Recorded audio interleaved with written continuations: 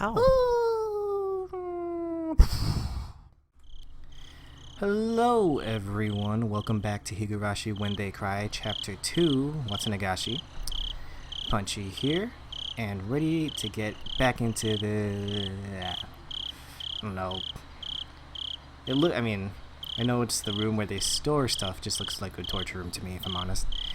Alright, so, back in the corner, the Obi-Wan looking fellow statue, that's the guardian god of Hinamizawa, Oyashiro-sama. It's far grander than the one at the shrine. Oyashiro-sama. So this is the spirit protecting Hinamizawa. The one guarding the Holy Land of Hinamizawa from the impurities of the outside world, and the one delivering punishment after punishment upon those who attempted to sully the land with the damned construction. It looks like there are far more tools stored here than I thought, but this is so sad. None of them have been maintained. How unfortunate that they're in such a state. Well, I don't know. If they're in good state, to me that would mean that they would recently used it. But we know Takano-san's a little weird like that, right?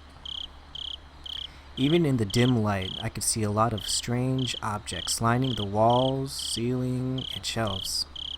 Takano-san, speaking as if in a trance, was infatuated by the various implements filling the dark room. They weren't very festival-like or traditional, but instead, this was more like the workshop of a blacksmith or What blacksmith has this kind of stuff? There's no blacksmith or carpenter I know that has a torture table or... Okay, fine. Maybe some other... those... What, cages? Those are cages on the roof! Come on. No. Some of them maybe, but no. There were a lot of large wooden and metal tools packed in here. Putting it bluntly, it was all pretty boring stuff. That looks scary to me. I don't know what Punchy finds boring.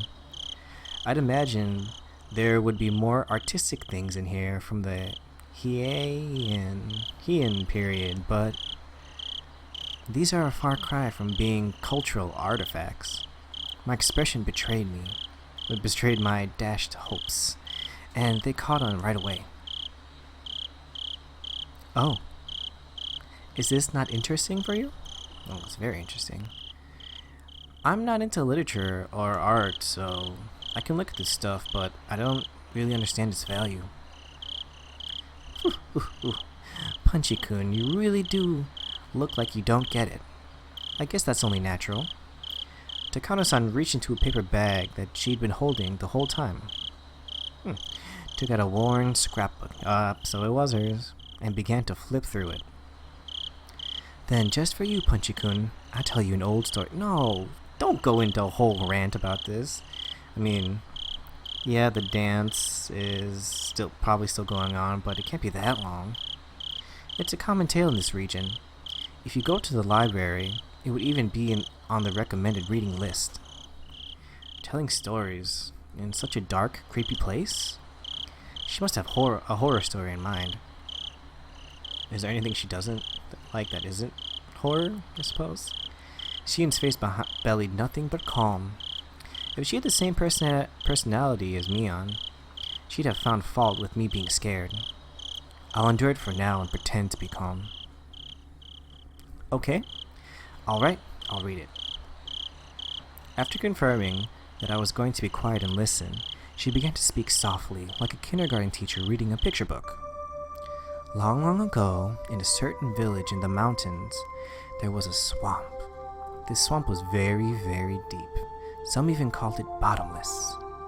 People said it was connected to hell, the land of demons. Ooh. Oh! Look at this flashback picture or something. The rumors said that it was deeper than the ocean, and that anyone it swallowed would sink into the underworld, a bottomless swamp. Its name was Onigafuji. Wait. I thought back to the story I heard about the sacrifices sinking in the bottomless swamp. Could that be the swamp she's talking about? Yes it could.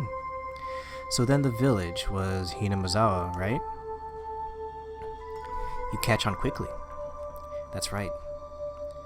Though it was called Onigafuchi Village at the time, Onigafuchi Village. That's a pretty inauspicious name. It evokes quite the image, doesn't it? I hear that the name was changed in the Meiji period. The name of the swamp connected to hell was called Onigafuchi, which meant the demon's abyss. And the true name of the village was,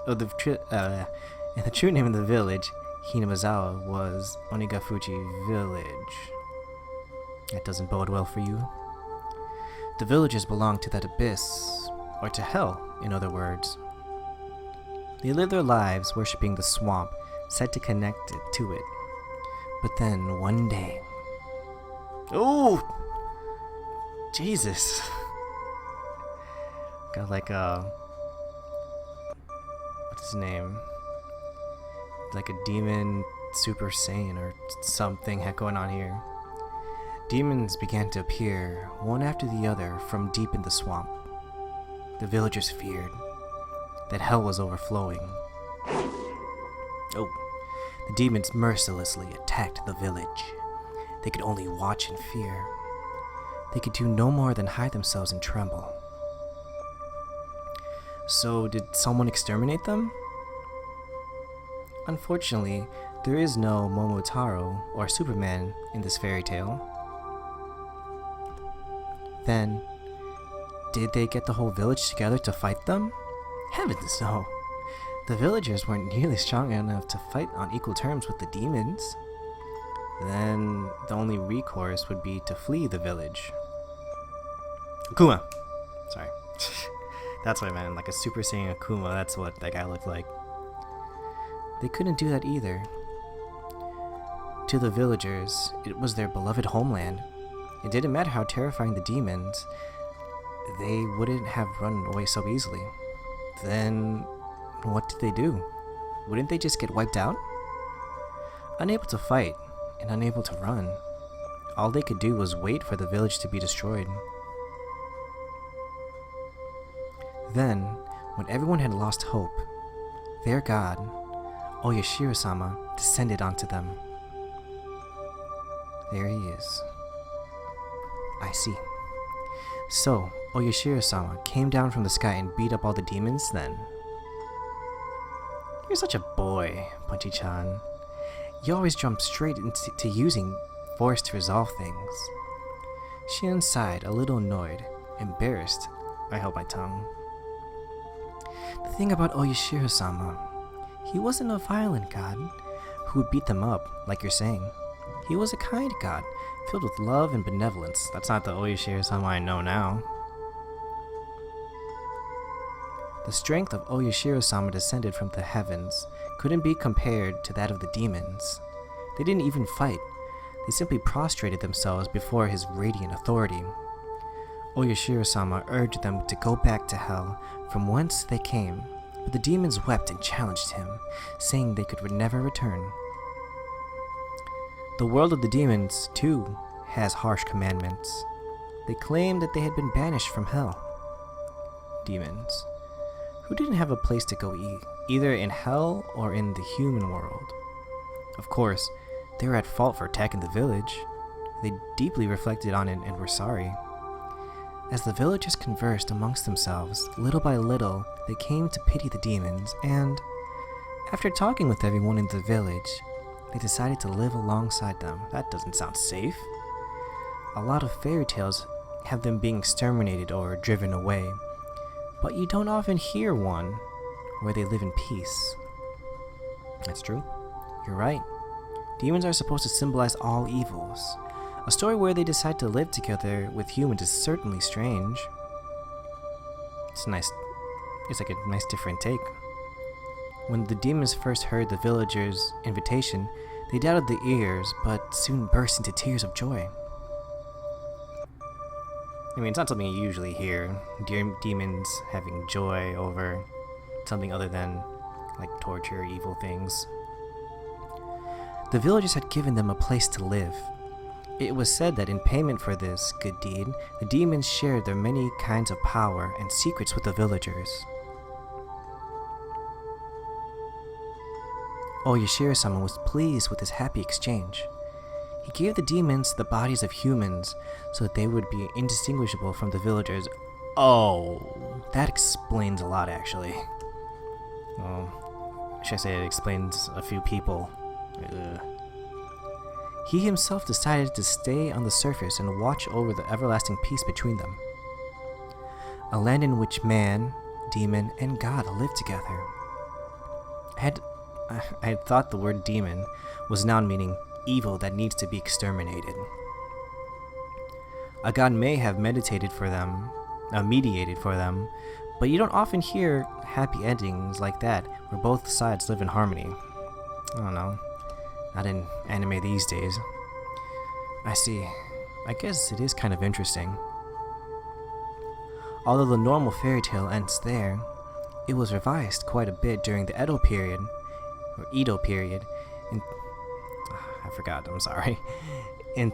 into a much longer story. After that, the humans and demons intermixed, and eventually there was no difference between them. So the demons ended up disappearing. No, not at all. Half of them stayed just as they were. The knowledge the villagers had received from the demons basically made them into something inhuman, what people call transcendent. They were all aware the power they had was hearsay, and as those below worshipping them, they lived out their lives in secrecy. This story is the root of many derivative tales and pieces of fiction. It's the foundation, the basis. What do you mean by root? She means the part about the villagers having demon blood. What I mean is, all of the legends from around here are based on the premise that villagers are descended from demons. There was a hint of amusement in Shion's face as she said that. It was like she wanted to say that she too had demon blood in her. Well, let's look at it.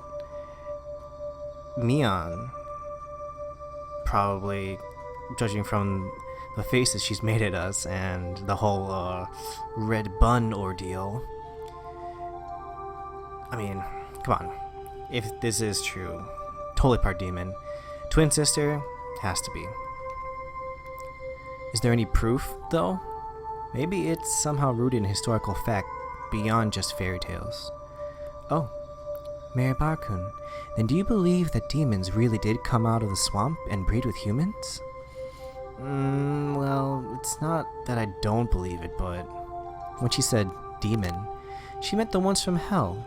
But in ancient Japan, the word wasn't necessarily used to denote only that kind, right? The more well-known use involves the drifting foreigner theory.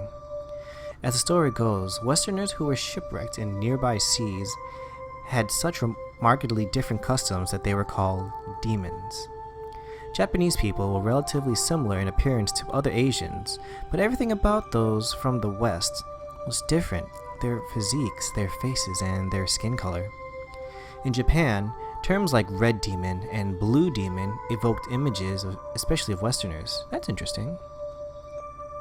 Lacking in skin pigments, Westerners would sunburn easily and turn red. Being fair-skinned, I think blood vessels appearing on their skin would look blue too. Handful of accidental aliens would drift into Japan and came under persecution, being called demons.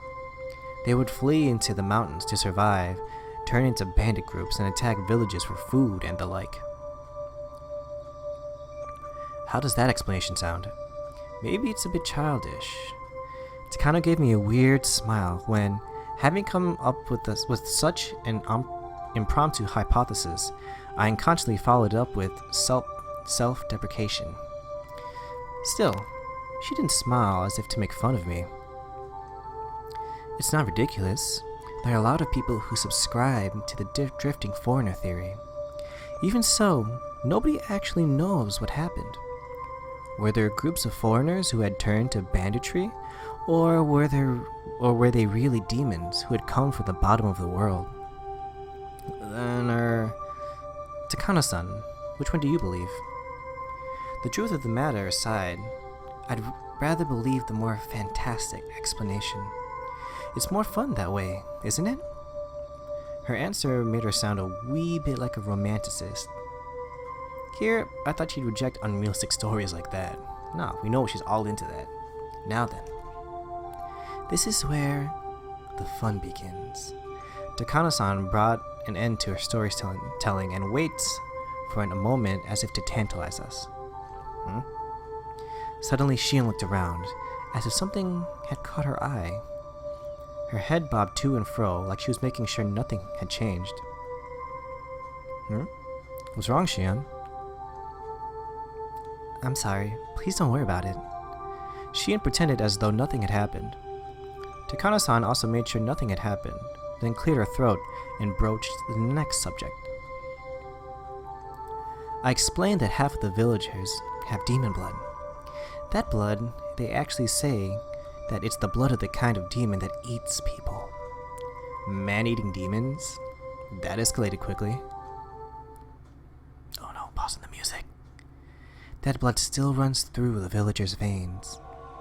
They say that sometimes the blood awakens from its slumber.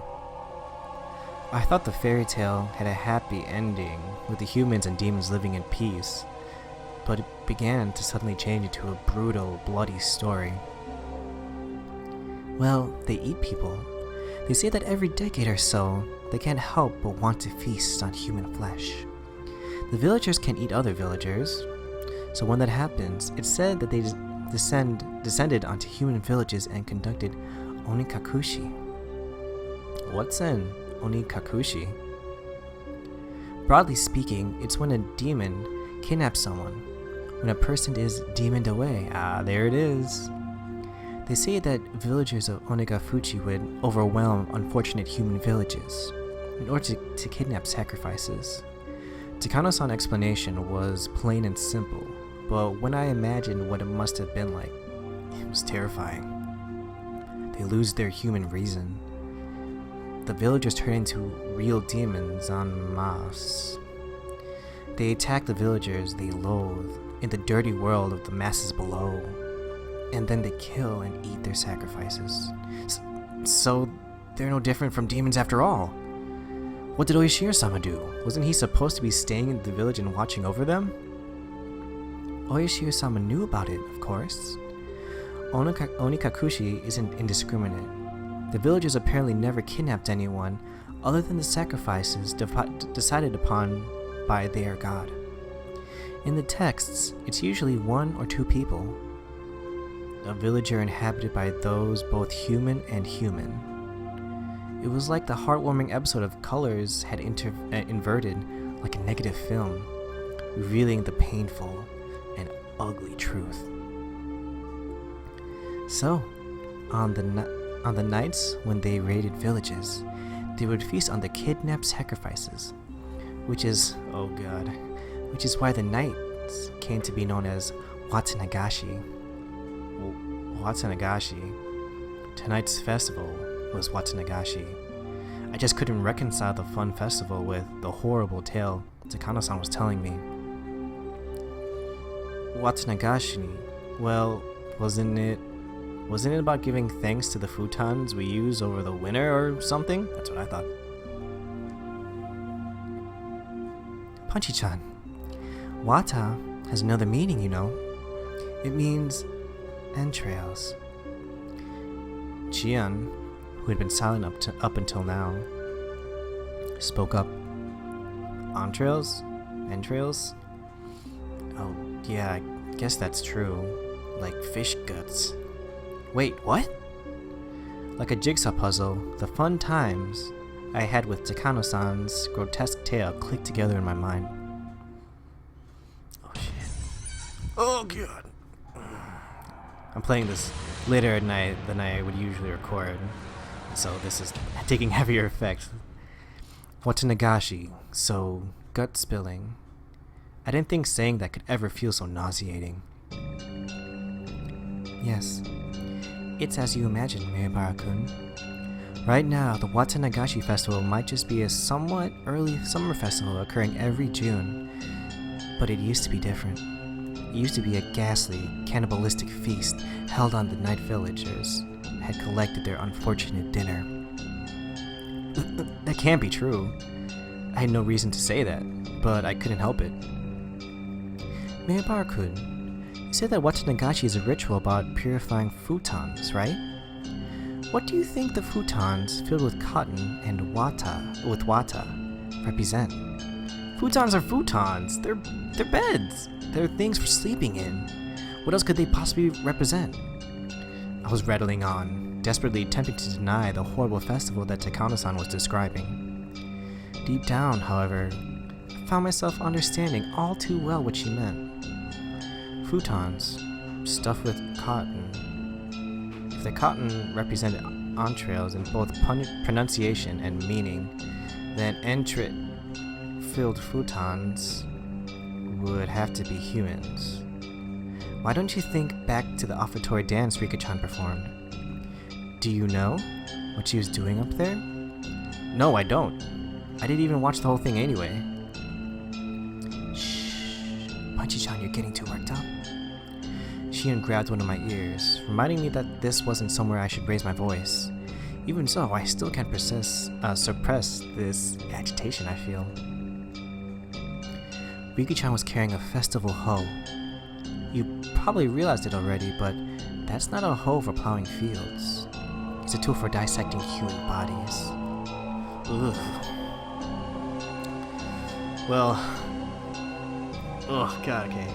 On that grim visual, we'll cut it off there, or at least cut it off. I'm gonna continue next recording. Good thing too, because we've gotten down to this deep, scary stuff, and so good. Okay, so thanks for watching this, guys. Hope you guys are liking like 3 videos a week as I'm trying to do, and those last videos I actually recorded a kind of longish time ago. I just wasn't able to completely finish editing them because I wanted to make a little intro video, a little outro video. So I think it's fall now. I'm not sure. It still feels really warm where I am, so I'm not sure. Anyway, thanks for watching, guys, and I hope you have a good night. I hope you're not sleeping on futons, because if I did, I couldn't right now. Have a good one, guys. Bye-bye.